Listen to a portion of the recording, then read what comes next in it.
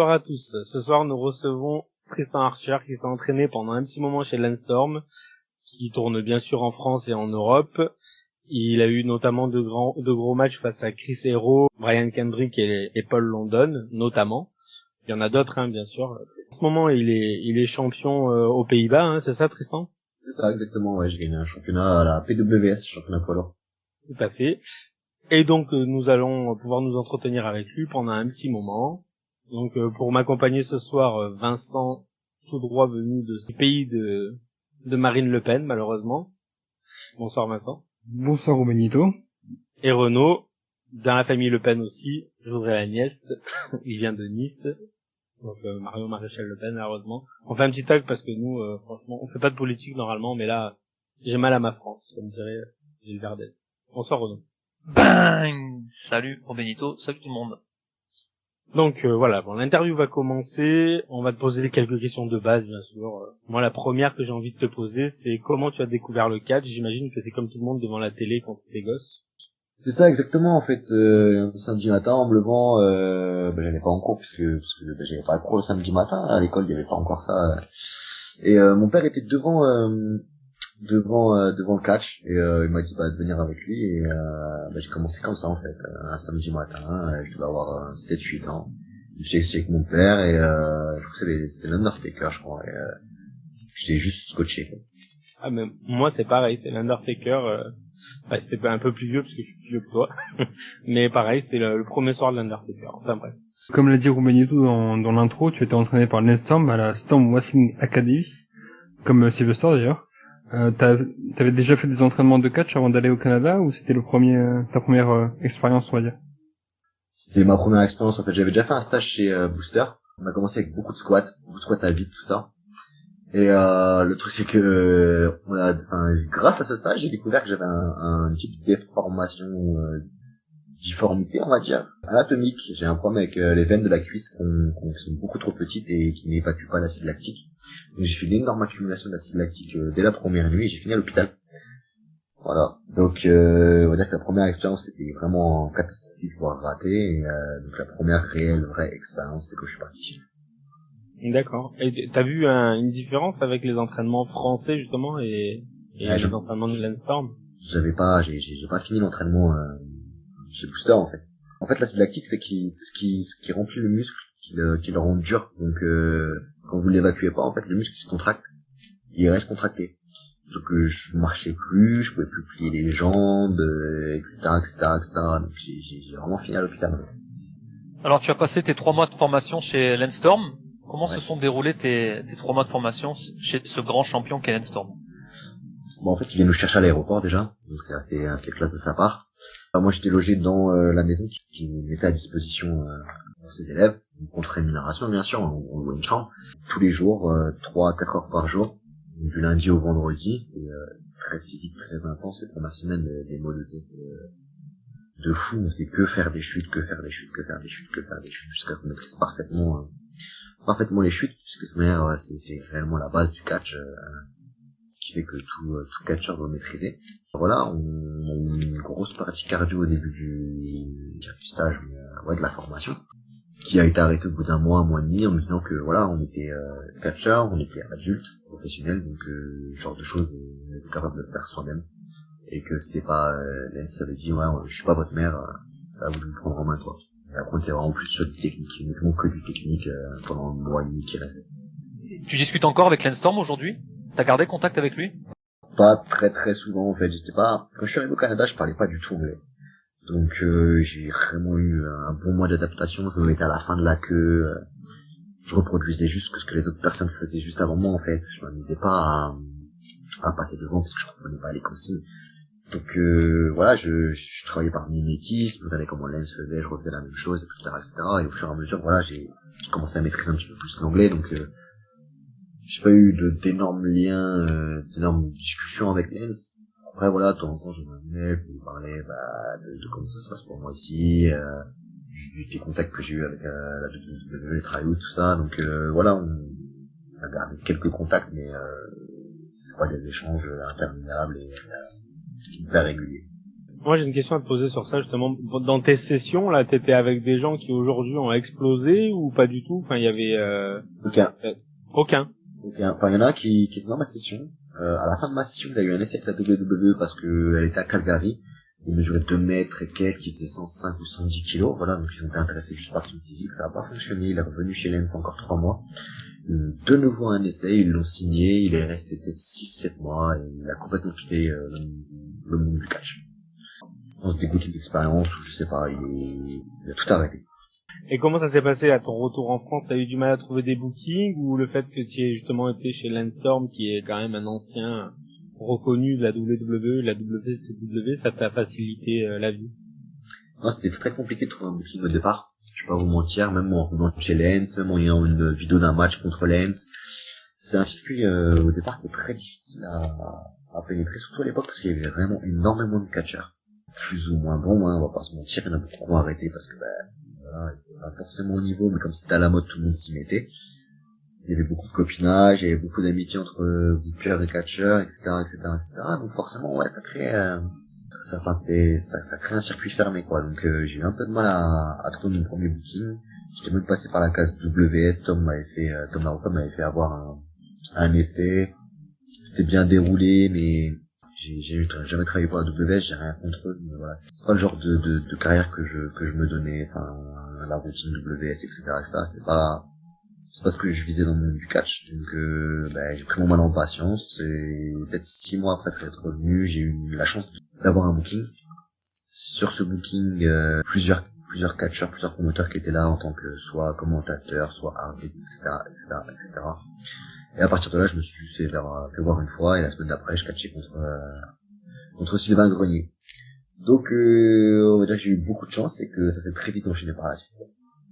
Alors, est-ce que tu peux nous raconter ta plus belle expérience au niveau de ta carrière? Il doit y en avoir plusieurs, mais est-ce qu'il y en a une qui sort vraiment du lot, un soir qui t'a marqué, un match qui t'a marqué? C'est assez compliqué, hein, de donner un moment précis que je garderai en tête tout le temps. Après, ouais, si, peut-être là, dernièrement, le dernier tryout que j'ai eu avec la WWE et les feedbacks que j'ai eu de la part des dirigeants des recrutements, voilà, je peux en parler parce que c'est pas le but et c'est le genre de choses qu'il faut garder privé, mais voilà, ça, c'est quelque chose qui me marquera toute ma vie. Tu as connu la période du catch quand c'était à la mode, vers 2007-2010. Est-ce que tu penses qu'à l'époque, si ça avait été mieux organisé, entre guillemets, au niveau des structures, il y aurait pu avoir une professionnalisation de certains catcheurs qui avaient des bookings toutes les semaines, quoi? C'est ça, ouais, en fait, le fait que ce soit devenu régulier pour certaines personnes, ça a permis d'en éliminer d'autres, en fait. Je sais pas comment expliquer ça. La question, c'est bien ça, hein, c'est la professionnalisation des catcheurs en France, c'est ça? Ouais. Ouais, en fait, on va dire qu'il y a un groupe qui a réussi à ressortir, c'est de tirer un petit peu tout le monde vers le haut, parce que le but, quand même, c'est de pouvoir avoir quelque chose d'assez homogène et que tout le monde puisse, après des efforts, après des entraînements, etc., se retrouver sur une carte. Voilà, on a certains noms en France qui ressortent plus que d'autres, certainement ceux qui s'investissent un petit peu plus que les autres, et d'autres qui ont disparu.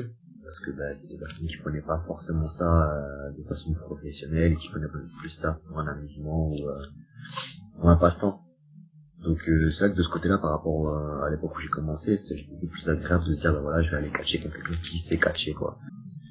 Bon, avant, t'avais peur de tomber sur quelqu'un qui puisse te faire mal ou en tout cas qui est Avant, sans pas safe, quoi. Avant, je demandais au promoteur s'il avait un ring pour te dire à quel point. Ah ouais, quand même. Il y a un mec qui m'a proposé de catcher sur des tatamis et 4 poteaux avec des fausses cordes, quoi. Enfin... Ça, c'est original, remarque, hein, mais... Bon. Et aujourd'hui, t'arrives quand même à en vivre correctement, et comment ça se passe pour toi, ta vie perso, dans le catch? J'ai un autre travail à côté, bien sûr, on peut pas vivre professionnellement du catch en France, on va pas se mentir, ni d'ailleurs en Allemagne, ni en Angleterre, ni où que ce soit. Quelques catcheurs européens qui arrivent à le faire. Je prends Tony Henn, par exemple, mais voilà, parce qu'il a une notoriété énorme, que tous les week-ends il va en Angleterre, ou il part aux États-Unis, il va au Japon, ou voilà. Il a une notoriété qui lui permet de pouvoir en vivre correctement, puis il a du merch, etc., etc. Mais voilà, en France, à part être promoteur, je vois pas comment un catcheur français pourrait vivre de ça. Très bon, je vais pas mentir, c'est un bon complément de vie, voilà. Mais non, j'ai un job à faire. Tu es prof de PS, non? Non, je suis coach sportif. Ah, d'accord, ouais. On continue sur le catch français. Qu'est-ce qui t'énerve le plus dans le catch français?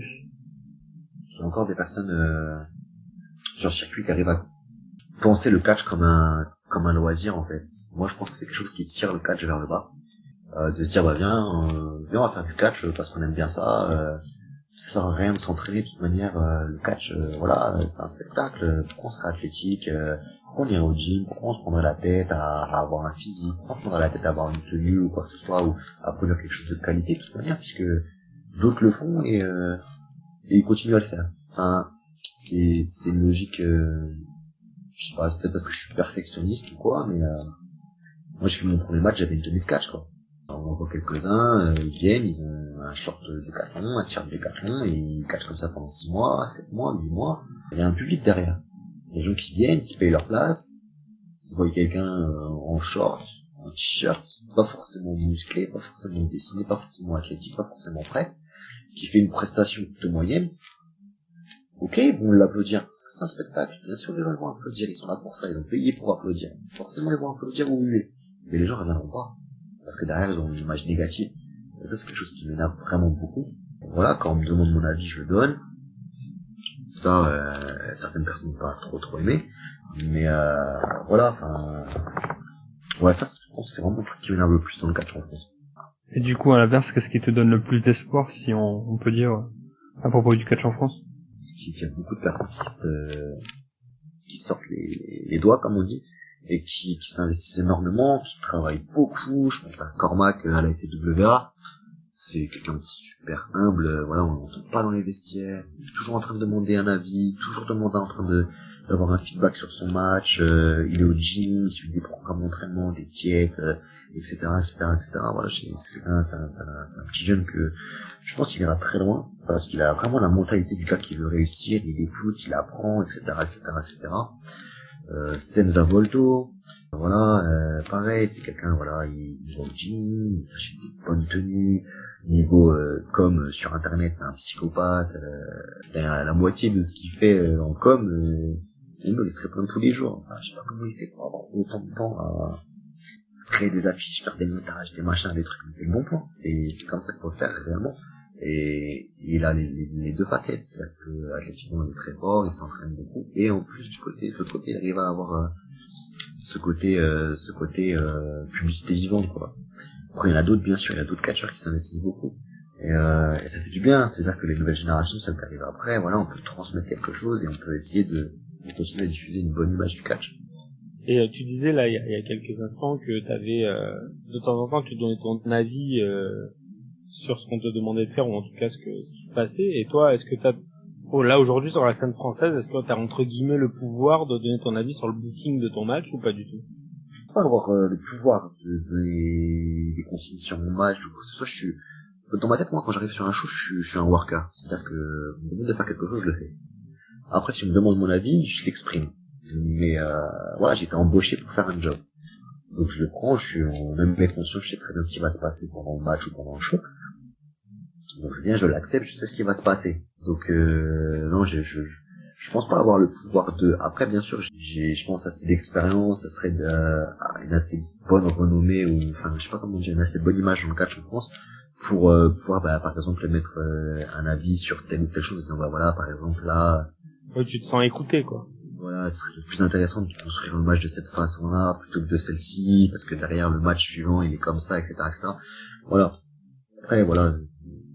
T'as jamais eu un promoteur qui te dit un truc qui te paraît tellement what the fuck que tu dis non, je peux pas faire ça quand même. Ça t'est jamais arrivé? Si, ça m'est arrivé une fois. Enfin, c'était sur un show. Une promotion, je citerai pas le nom. Ils vont le savoir, mais vu le match que c'est. Et en gros, ils voulaient faire un ladder match lumberjack. Donc déjà un ladder match avec des lumberjacks autour.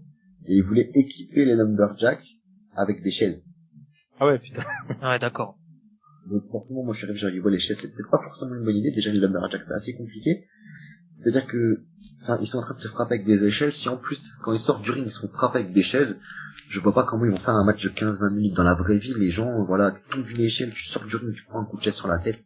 En toute logique, hein, si on essaie de garder le fait que c'est un sport, spectacle, dedans il y a un sport, les gens doutent bien qu'après une chute d'échelle plus un coup de chaise, le mec qui remonte pas sur le ring pour faire un salto. Donc faut garder une certaine logique. Donc voilà, le mec a accepté, le promoteur a accepté de ne pas mettre en place les chaises.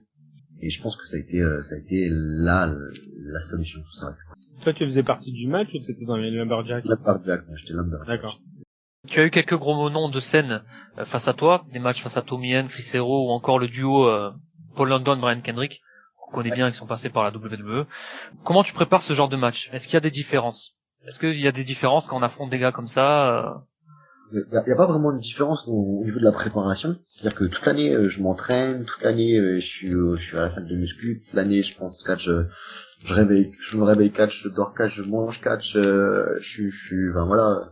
Je regarde peut-être pas tous les shows qui passent dans la semaine, mais je regarde beaucoup de choses et je pense à beaucoup de choses. Donc, j'ai pas une préparation différente, que ce soit un gros nom ou un catcheur régulier en France ou quoi que ce soit. Enfin, juste, j'ai un petit peu plus de pression parce que je sais que le match demandera un petit peu plus, beaucoup plus d'investissement, quoi. Ce sera plus long, ce sera contre Chris Hero, voilà, c'était le show purement marque, le main event contre Chris Hero, etc., etc. Je savais que ce match, à la fin, je serais épuisé parce que voilà, il y aurait beaucoup de choses à sortir pour répondre aux attentes du public présent. D'ailleurs, Vincent était présent, je crois bien, non? Ouais, avec Pierre. On a été embêté après comme Deux des d'habitude avec... chroniqueurs de WrestleX Radio étaient présents. Ah, c'est mieux comme match. Non, moi je l'ai regardé sur internet, franchement c'était pas mal, hein. C'est du haut niveau quand même. Franchement. Pour ceux qui l'ont pas vu, regardez ça, c'est vraiment pas mal. Bah, c'est le match de l'année en France, hein. Non, hein, bon, à part ce fameux leader match, t'as eu des expériences bizarres, un show singulier que tu as pu faire, un truc un peu hors norme. J'ai pas assisté à des trucs si horribles, aussi catastrophiques que ça, je vais pas vous mentir, j'ai pas vu des trucs, à part ce truc-là, franchement, qui m'a un peu effrayé. J'ai pas vu d'énormes incohérences, de booking, j'ai pas vu d'énormes incohérences après, si, enfin, c'est dans la construction des matchs parce qu'il y a beaucoup de personnes qui sont pas forcément appris dans les bons endroits, qui sont un petit problème de storytelling au niveau de leur match. Il faut réussir à créer une histoire dans un match de catch. C'est comme ça que ça fonctionne, c'est comme ça qu'on arrive à capter l'attention des gens. Donc, quelquefois, il y a des petits quicks, il y a des petits trucs qui sont illogiques, mais on en voit aussi à la WWE. Je me rappelle toujours du match entre Dolph Ziggler et Mark Henry. C'était un beat the clock match. Je sais pas, Ziggler, il saute de la 3e corde, pour faire un crossbody sur Henry. Henry, il l'attrape, il est en position pour faire son finish. Et bat le beat the clock. Non, il transforme, le contre du crossbody en body slam et Dolph Ziggler, il passe derrière. Elle est où la logique? Enfin, y a pas de logique. Le but du jeu, c'est vraiment d'essayer de gagner le match le plus vite possible. Si t'as le mec dans ta position de finish, tu fais ton finish. Mais non. Ouais, c'est vrai, comme tu dis, il y a des incohérences parfois. Voilà. Mais ça, c'est partout. Enfin, voilà, comme je dis, là, je peux pas dire la WWE, mais voilà, c'est partout. Il y a toujours, mais c'est très compliqué de faire un match de catch qui soit parfait de A à Z, c'est même quasi impossible, hein. Pour toi, si tu devais noter le meilleur storyteller de l'histoire du catch, ça serait qui? En termes de storytelling, je parle pas de technique ou de quoi que ce soit ou de promo, enfin vraiment le storytelling. J'aime le storytelling, franchement, après, ça dépend des matchs, de trucs, mais j'ai beaucoup aimé le storytelling du match Taker Shawn Michaels. WrestleMania 25? Ouais, carrément, c'est clair. Pas mauvais goût. A à Z, même Shawn Michaels, Ric Flair, enfin, voilà, ça c'est une story, c'est quelque chose qui est raconté, ça a un sens, c'est profond, c'est puissant. À la fin, voilà, on est scotché, on est machin, les trucs. Ça, c'est pas la meilleure performance des mecs et tout, c'est pas au top de leur, un point de vue athlétique, conditions physiques, c'est pas au top. C'est une dizaine d'années qu'ils étaient au top, une quinzaine d'années, une vingtaine d'années. Et pourtant, juste avec le storytelling, juste avec leur aura, ce qu'ils ont réussi à raconter à travers le match, là, tu restes assis, tu regardes. Il y a l'Insane Championship Wrestling qui a un gros succès en Écosse, même en Angleterre, avec son dernier show qui a rassemblé plus de 4000 personnes, avec notamment Tommy End dans un match en cage. Est-ce que tu as suivi l'évolution de la promotion? Est-ce que tu penses que l'ICW peut se répandre sur le continent européen? J'espère pour eux, honnêtement, parce que pour avoir suivi un peu de loin, voilà, je suis pas profane à suivre toutes les promotions et tout, Mais pour voir ce qu'ils font actuellement en Irlande et en Angleterre, c'est énormissime. Ils ont réussi à fidéliser un public, à créer des vrais produits, un vrai produit propre à leur image, etc. Donc oui, moi je suis pour leur développement à travers l'Europe. Je pense peut-être en Allemagne. Après là, la France c'est assez compliqué, c'est assez fermé, hein, je vais pas vous mentir. Même si la Ring of Honor viendrait faire un show en France, je suis même pas sûr qu'ils puissent remplir la salle. Donc l'Allemagne, pourquoi pas. Moi je vois bien arriver en Allemagne. Au moins jusqu'en Allemagne.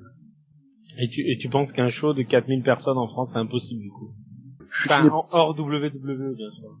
Une époque si, la WS l'a fait à l'époque du gros boom catch il y a 7 ans là quand le catch a passé à 20h50 sur NT1, tout ça, que les gosses étaient à fond dessus.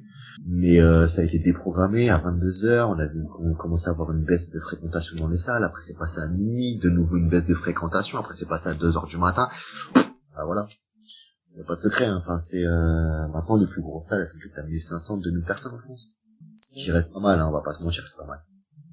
Nous en fait avec Renaud on habite dans le sud et c'est vrai que on est c'est moins compliqué, concerné par le catch français parce qu'on en a pas quoi, il y en a jamais. Exactement. Donc. Et tu l'expliques ça ou c'est juste qu'il y a pas le public? C'est pas qu'il y a pas de public en fait, c'est que le catch en France a une image assez vieillotte, on va pas se mentir.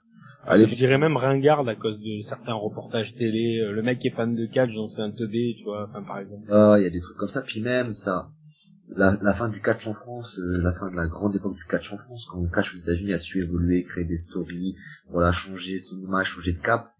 En France, les gens sont restés, les catcheurs français sont restés sur le délire de jouer avec l'arbitre, de non, c'est pas truqué, mais ils font des gags pendant le match. Enfin, c'est les anciens catcheurs qui appellent ça des gags, c'est-à-dire que, je sais pas, moi, il tombe sur une fille, il lui enlève son t-shirt, quoi. Enfin, c'est quelque chose qui a complètement décrédibilisé le produit, alors que les générations changeaient, la mentalité évoluait au fur et à mesure. La WWE a su le faire, c'est pour ça qu'il y a des airs à WWE, il y a l'attitude era, etc. Enfin, ils changent en fonction de l'évolution de son public. Ce qu'en France on n'a pas pu faire. On est resté sur quelque chose d'assez ancien, où est-ce que vous jouez avec l'arbitre, etc. Ça perdait complètement toute crédibilité, et c'est cette image qui est restée dans la tête des gens. Les reportages, les machins, les trucs, ça n'a pas aidé non plus. Ce qui fait que, au fur et à mesure, ça a perdu sa splendide. Moi, quand j'écoute les anciens catcheurs qui me racontent que ils faisaient les tournées Ricard, qu'il y avait des centaines de dates d'affilée l'été, qu'ils étaient qui remplissaient des salles, etc. Moi, je les crois. Je suis sûr que c'est vrai. Et malheureusement, il y a eu cette session entre ce qu'on proposait ces personnes-là et les attentes du public. Ça a créé un décalage. Et les gens, ont commencé à diffuser une image du catch, c'est bidon, c'est truqué, c'est des clowns, c'est des machins, c'est des trucs, c'est quelque chose qui reste dans la mentalité, parce que pour changer les modalités en France, c'est assez compliqué, quoi. On est assez borné en France, hein. On a des idées qui sont préconçues, c'est très très difficile. Donc le catch dans le sud, c'est considéré comme une clownerie. Les gens préfèrent aller voir du rugby, quoi. Donc vendre un show de catch, un promoteur aller dans une ville dans le sud, aller voir un maire et lui dire voilà je vous propose du catch, le maire va dire non mais le catch c'est truqué, nous on fait des vrais sports, on fait du rugby, on fait du machin, on fait des trucs. Et forcément derrière l'affaire elle se fait pas. T'as pas mal catché avec Tommy End. Est-ce que t'as déjà parlé d'une équipe avec lui sur des shows par exemple hollandais comme t'es en ce moment aux Pays-Bas? J'ai souvent catché avec Tommy mais jamais catché, travaillé avec lui en équipe. C'est pas quelque chose qui nous vient en tête. On discute beaucoup, moi je j'apprécie vraiment énormément, je sais pas comment les vestiaires tous les deux, c'est des longues discussions, mais on n'a pas des looks similaires, on n'est pas dans le même style de catch. C'est vraiment une équipe très très très bizarre, quoi. Ouais, vraiment pas le lieu d'être. Voilà, je sais qu'ils ont commencé un trio en Angleterre. Il y a Tony, Dante et Mickey Wishplash, je crois, quelque chose comme ça. Voilà. Il a changé sa gimmick pour se retrouver un peu avec Tommy et puis Dante. Donc voilà, maintenant ça marche bien, c'est collé, c'est ensemble, c'est propre. Passer la gimmick, déjà faudrait que je me fasse à peu près 30 mètres de tatouage sur le corps pour que je sois un petit peu dans la gimmick, machin, voilà. je suis un peu l'opposé de Tommy End physiquement et l'image que je donne, quoi. Je suis plus le mec propre sur soi, nickel jusqu'à la pointe des cheveux, machin. Et Tommy c'est plus anti-héros, quoi. Il a toujours été la gimmick anti-héros, il est toujours dans la gimmick anti-héros, quoi. Tatouage, cheveux longs, crête, barbe, etc. Donc vraiment une équipe avec Tommy, pas que ça me déplaît, hein. Je pense qu'on pourrait sortir des bons matchs et tout, mais d'un point de vue spectacle, ou je sais pas, ce serait... Après, ouais, dans un show, pourquoi pas, mais à long terme, non. Est-ce que tu as suivi, est-ce que tu suis en tout cas ce que font Tom LaRufa et Marcus Louis du côté de la WWE? Bah, je suis NXT. Ouais. Je regarde souvent NXT. Après, plus particulièrement Tom ou Marcus Louis, non. Après, voilà, quand ils sont sur les choses, je le suis. Je sais qu'à un moment donné, ils ont réussi à avoir un petit run en équipe. Voilà, ils étaient souvent ensemble en équipe, tout ça. Puis il y a eu un split. Et après, ils ont disparu. Donc, T'en parles toi avec Tom LaRufa ou pas du tout? on parle pas, enfin, je parle pas avec Tom, en fait. D'accord. Ah d'accord. Je suis pas en contact avec lui, on parle pas ensemble. Après, voilà, je sais que c'est assez compliqué de réussir à s'imposer à la WWE. Et il revient en genre de manager d'une C'est ça. catcheuse, hein. On verra. Après, voilà, il fait pas 1m90, il fait pas ça. Donc, c'est compliqué, quoi. Vraiment, c'est pas pour dire, hein, mais vraiment le physique, à moins d'être le catcheur le plus exceptionnellement technique du monde entier. Le retour que t'as sur les tryouts que t'as fait avec la WWE, enfin je sais que tu peux pas énormément en parler, mais j'imagine que c'était quelque chose de constructif quoi qu'il arrive. Ouais. Mais qu'est-ce que tu peux nous dire là-dessus justement? Bah, que j'ai bien fait mon job. Voilà. Ouais, c'était positif. Après, je vais pas m'étaler, tout ça, etc. Je suis pas signé, hein, y a pas de, on va pas lancer de fausses rumeurs, parce qu'à un moment donné, il y en a une qui est sortie, comme quoi j'avais eu un tryout, j'avais des signes, ça a été diffusé sur des sites et tout. Et c'est le genre de choses que la WWE déteste. Donc, Ils lisent ça même si c'est sur des sites français, ils arrivent quand même à remonter ça. non, pas forcément, pas spécialement, mais voilà, à partir du moment où on a fait un tryout et que c'est plutôt bien passé, on va dire on est dans le radar. Ouais, t'es piqué quoi. Ah ouais, non mais ouais, c'est ça. J'ai immédiatement mis terme à cette information, je suis pas signé, j'étais pas aux essais en plus, donc aucun rapport. C'est bien passé, c'est tout ce que je peux dire, voilà, c'est bien passé. Et est-ce que la WWE c'est un objectif prioritaire dans ta carrière? Bien sûr, c'est l'objectif de ma carrière, on va pas se mentir, le mec qui me dit ouais je veux être catcheur professionnel mais je veux pas aller à la WWE, je veux catcher qu'en France, c'est que bah soit il se dit qu'il est mauvais et qu'il a pas les capacités de le faire. Ou alors, si tu penses à la rigolade, je sais pas, le but du jeu quand même dans une entreprise ou dans un projet, c'est quand même de viser le plus haut possible, jusqu'à temps qu'on atteigne les limites que soit l'industrie nous pose, soit que notre corps nous pose. Voilà, après, si je finis pas la WWE, déjà j'ai eu des essais, ce qui pour moi c'est un grand pas, c'est-à-dire que c'est repéré, donc si je fais repérer, je propose, c'est pas si catastrophique que ça. Et je trouve ça déjà énorme. Voilà, même si j'ai jamais signé, même s'il y a jamais rien qui se passe derrière, pour moi j'aurais réussi quelque chose. Beaucoup de personnes disent ouais mais les essais t'es pas signé, c'est-à-dire que t'es une merde. Si tu le dis mon grand, mais déjà et un essai par la WWE, fais pas contacter par la WWE, après on parlera. Après je suis pas fermé quoi, enfin si un jour j'ai l'opportunité d'aller travailler pour la Ring of Honor ou la TNA ou les fédérations au Japon, j'irai. Parce que voilà, c'est ce que je veux faire. Je veux catcher, j'ai cette goal, enfin, c'est le but ultime. Mais toutes les opportunités sont bonnes pour me reposer sur un souci là-dessus. Et là, donc t'es un peu quand même la tête d'affiche du catch en France. Tu te produis sur pas mal d'événements, mais là, ces derniers temps, on te voit beaucoup t'expatrier en Europe. Est-ce que justement maintenant tes ambitions sont plus européennes que nationales, on va dire? Les ambitions ont toujours été de catcher le plus possible contre le plus de catcheurs différents possible.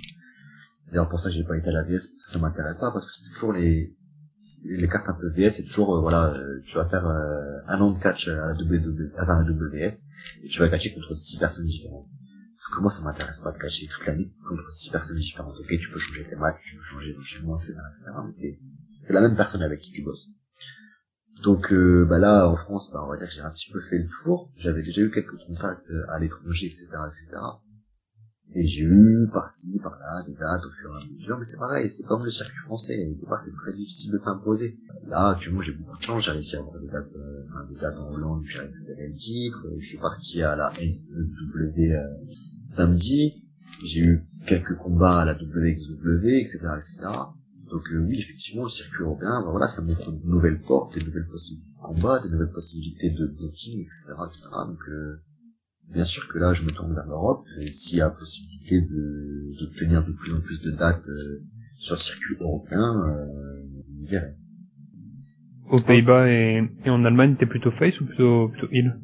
Plutôt il, ce qui me fait du bien, parce que je suis face tout le temps en France et j'en peux plus. C'est genre le petit français qui vient leur chourer leur titre, c'est ça? Ouais, non, parce qu'ils apprécient plus mon travail en heel qu'en face. Je m'aime pas sur la gimmick française parce que je parle anglais. Ouais. Mais non, je sais pas, ils apprécient plus mon travail en tant que heel, moi ça me fait plaisir. Parce que comme j'ai dit, en France, je suis tout le temps face et c'est pas que j'aime pas, hein, mais ça fait bien de changer aussi. Ah, mais moi, franchement, j'imagine que ça doit être beaucoup plus kiffant d'être heel que d'être face. Ça dépend des gens. Il y a des gens qui préfèrent être face que heel. Coucou, John Cena. C'est tellement plus intéressant d'être agressif, d'essayer de créer de la peur chez les gens. Chacun son point de vue, mais voilà. Non, mais moi, je suis carrément d'accord. Je pense que c'est plus dur d'être un bon heel qu'un bon face. C'est le heel qui porte le match, c'est lui qui donne le rythme au match, c'est lui qui construit la hit, c'est lui qui déclenche les réactions du face, etc. Ça, c'est le heel qui fait tout le boulot dans un match de catch, ça faut le savoir. À partir du moment où t'as un bon heel, tu peux mettre n'importe quel face en face, il y aura un bon face. Tout est en fonction du travail du heel. Donc, c'est vraiment le truc le plus dur. Que penses-tu du champion humble et généreux qu'est Peter Fischer? Ah, c'est humble et sérieux, c'est pas humble et généreux. Voilà, c'est humble et sérieux, Peter Fischer, la légende. Bon, il a un diplôme, il a été reconnu chevalier français de l'humilitude et du sérieux. Donc, que je pense de Peter, je pense que il arrête pas de sortir des matchs de malade, donc ça me force aussi à sortir des matchs de malade. Donc je l'en remercie. Vous avez une concurrence saine tous les deux, c'est ça? Voilà, enfin, je trouve que c'est un excellent worker. J'ai toujours aimé travailler avec lui, contre lui. Beaucoup de bonnes idées, et voilà, il s'investit, il a créé un nouveau personnage, il a artiste, un produit dérivé, etc., etc. Il passe même plus de temps que moi, je pense, à créer des trucs autour de son personnage. Moi, je me repose juste sur le fait que je sais pas, quand je rentre, les gens, ils réagissent. Je sais même pas de me créer un personnage ou quoi, enfin, je rentre, je suis en slip violet, je crie et les gens, ils réagissent. C'est con, c'est débile de ma part, parce que ça me ferme peut-être des portes. Si j'essaie de créer quelque chose derrière, à côté, un personnage, une gimmick, quelque chose peut-être de différent. Sting, il a commencé comme ça, hein. Il est rentré, il criait, les gens, ils réagissaient. Qui ça? Sting, il a commencé comme ça. Ouais, je sais, mais après, c'était un personnage, il avait le masque, enfin, il avait la peinture, la gimmick un peu sombre, il arrivait du toit, etc. Enfin, il s'est créé tout un truc, tout un univers autour de lui, voilà, c'est ce que Peter est en train de se créer, enfin, il est en train de se créer en ce moment. Sa gimmick d'artiste, qui reflète son masque.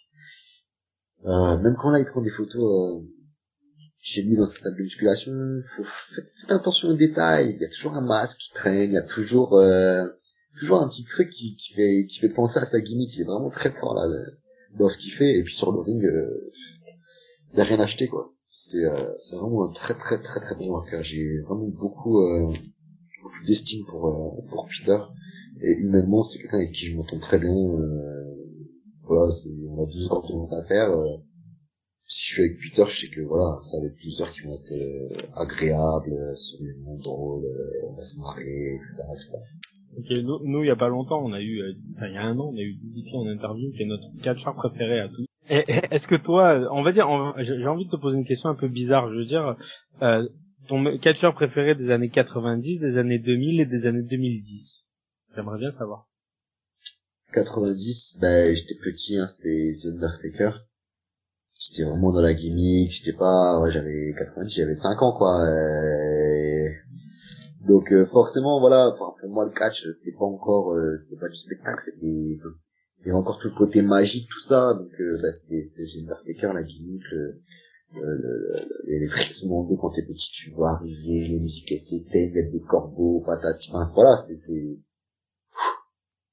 un petit coup de pression, quoi. 2000, j'en citerai 3, Chris Benoit, Eddie Guerrero, Kurt Angle. Je crois la technicité de leur travail. Là, actuellement, j'aime beaucoup, c'est pareil, il y en a plusieurs, j'aime beaucoup. J'aime beaucoup Ziggler pour son selling. J'aime beaucoup la façon dont les coups, etc. Brian, heureusement, voilà, il a été obligé de s'arrêter, et, une blessure assez grave. Cesaro, Kevin Steen, Finalement, il y en a 48, quoi. c'est ça, en fait, j'ai pas de favoris. Il y a vraiment beaucoup de personnes que j'aime regarder travailler. Et, je regarde Raw, je regarde les résultats, je me dis, hop, là, troisième match, c'est Cesaro contre je sais pas qui. Ben voilà, je vais zapper jusqu'au troisième match. Un gars comme Seth Rollins aussi avant sa blessure, peut-être? Moins? Si, ouais, enfin, j'aime bien son travail. Je sais pas, enfin, il y a un truc qui bloque. Je sais pas pourquoi. Je pourrais pas dire, c'est un très très bon worker, il a une bonne intensité, tout ça, mais je sais pas, j'accroche pas plus que ça. Je regarde ces matchs, hein, j'ai vu, quasiment tous les main events, enfin, tous les champions, j'ai regardé tous les main events, tout ça. Mais, je sais pas. C'est un catcheur qui t'inspire particulièrement ou pas spécialement?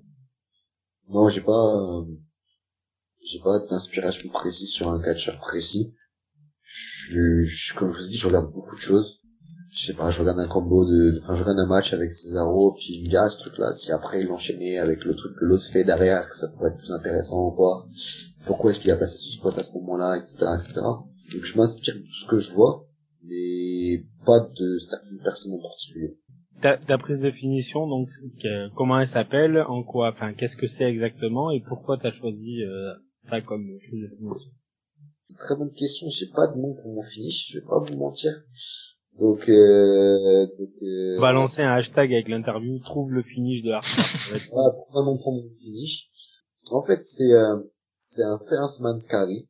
Donc, après, je lance l'adversaire dans les airs, un peu comme Punk faisait avec son GTS. Sauf qu'au lieu de monter le genou, en fait, moi je pars. En même temps que je le lance en l'air, je le pars pour une retourne acrobatique. C'est le truc du foot, là. Ouais. Donc, quand il est dans les airs, moi je fais une retourne acrobatique et je mets le pied en pleine tête. C'est pas mal. C'est clair. Voilà. Donc, après, voilà, j'ai pas de nom.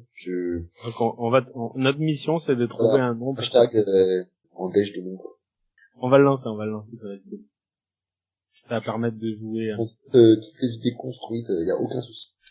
Bon, on a appris quand même ce soir l'information principale, c'est que tu es aussi plombier. Voilà. L'information principale de la soirée. Escort girl, la totale. Ah, tu fais tout ça.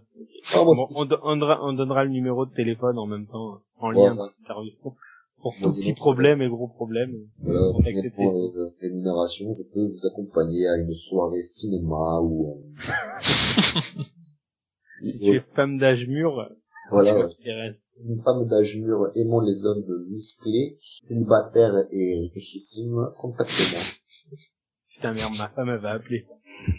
Je veux pas de problème, moi. T'as quelque chose avant la fin de l'année, là? Le prochain bout? Non, la semaine prochaine, je pars en Allemagne, mais juste traîner un peu avec des gens que je connais en Allemagne. Donc là, je suis off jusqu'à mi-décembre, mais ça va faire du bien. Là. C'est l'hiver, la route et tout, c'est pénible. Là, j'ai été catché samedi en Allemagne, j'ai fait 2 fois 8 heures de route, sans dormir. En Allemagne, je me suis fait arrêter par la police, une sorte de plaque d'immatriculation, j'avais déclaré perdu, ce qui était tombé. Dans les fichiers de la police allemande, c'était considéré comme volé, donc la voiture que j'avais été volée alors que c'était la mienne. Ils m'ont embarqué au poste, alors parce qu'ils parlaient pas anglais, moi je parlais pas allemand. Au poste, il y avait un gars qui parlait anglais, je lui ai expliqué, ils ont tout cherché dans les bases de données, patati patata, ça m'a pris une heure quoi. J'arrive au show, bien sûr, j'avais oublié la bouffe chez moi, donc j'ai pas mangé, fin du match, 23h30, pas mangé depuis 5h du matin, je commençais à être un peu, pas très bien, limite j'ai fait les tonnerres pendant le match, ils m'ont dit que c'était mal, je reprends la route derrière, et voilà quoi, je rentre chez moi le dimanche matin, 9h, je dors jusqu'à 13h parce que j'habite dans une résidence, donc forcément il y a des gens qui vivent dans cette résidence, donc ils font du bruit. Et aujourd'hui, levé 14h, j'ai fait une sieste à 17h, voilà, donc le corps commence à me fatiguer, et je vais pas vous mentir, là, le mois de repos avec les fêtes, etc., ça va faire du bien. Ouais, d'accord. Alors je reprends ce que je disais, je te souhaite vraiment le meilleur pour 2016, que ton objectif ultime se réalise, et j'espère que on sera les premiers à qui tu en parleras si ça doit arriver. Bien sûr, Enfin, voilà. En tout cas, merci pour le temps que tu as passé avec nous. Et moi, je te propose un petit truc, c'est de chanter avec nous New Day Sucks. New Day Sucks. énorme la gimmick. Ah ouais, franchement, incroyable.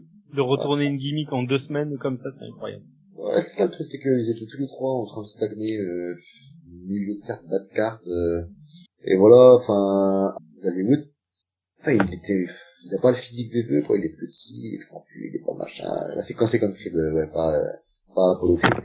Mais, voilà, enfin, et d'un coup d'un seul, il se retrouve dans le groupe des trois, au Mike, il déchire, les deux autres, ils font des fumeries, et ça passe. Et ça marche. C'est pas forcé, c'est ce que les gens voulaient. Ce que je regrette là, c'est que Sheamus, ils sont en train d'essayer de faire un peu la même chose.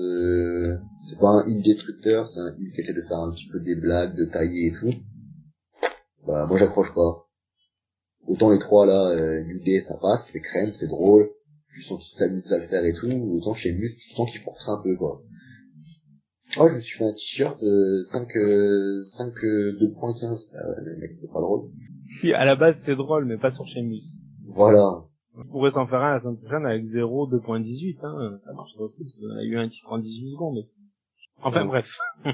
On va pas y passer toute la nuit, quand même, on va se laisser tranquille. Ouais, on va essayer. Allez, ça marche. Je te souhaite vraiment tout le meilleur pour 2016 et encore merci. Ben, merci à vous. Ça fait plaisir. Ah, merci beaucoup d'être venu, c'est sympa. Merci à vous. Et à la prochaine fois. Salut. Ciao, ciao. Salut. Et n'hésitez pas à partager et commenter cette interview si vous le souhaitez. Et retrouvez-nous dans nos prochains podcasts. Salut les amis.